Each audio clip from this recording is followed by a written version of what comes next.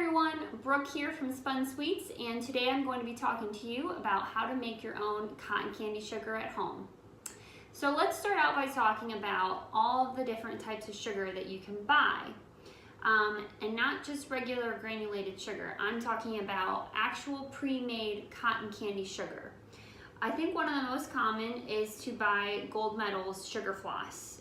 You can buy this at any party supply store. You can buy it off of Amazon. You can usually buy any type of flavor that they offer, and I'm pretty sure Gold Medal usually offers 12 different flavors. So this is already pre-made, ready to use. You dump it right in your machine. This carton here cost me $13. So if you're just starting out with cotton candy and you're still trying to learn how to spin up a good cotton candy cone, I recommend buying the Gold Medal sugar. The next one I'm going to talk about is Nature's Flavors. So this is a baking company. They sell many other things besides just cotton candy sugar. I bought this flavor because it was recommended. It is sugar cookie flavor and it is delicious. For this little container, it was $17. So if you're going to buy pre-made cotton candy sugar from a company such as Nature's Flavors, there's other companies out there that sell their own pre-made sugars, it is going to be a little more expensive.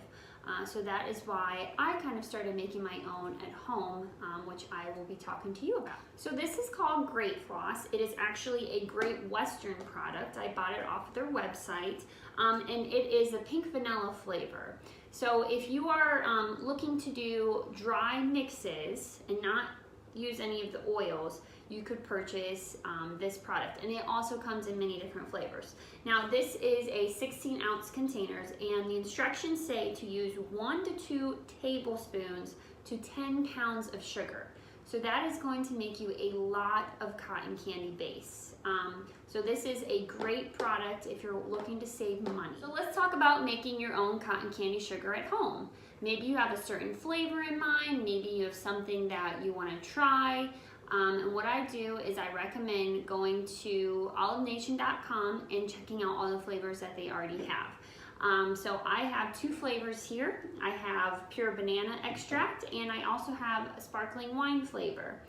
The biggest question I always get is how much oil to sugar. And I always say start out with 2 cups of sugar and add 1 tablespoon of oil. Now, some people might say that that's too much, some might say that's not enough, but it really does depend on the flavor that you're looking for. So you might need to add more oil. You might decide, you know, that was too much, I need to take some away. So always start out with 2 cups of sugar and then add the oil that you think you might need. So 2 cups of sugar versus 1 tablespoon of oil. Now, something that has become popular recently is champagne flavored cotton candy. It is something that I actually sell, and it is delicious.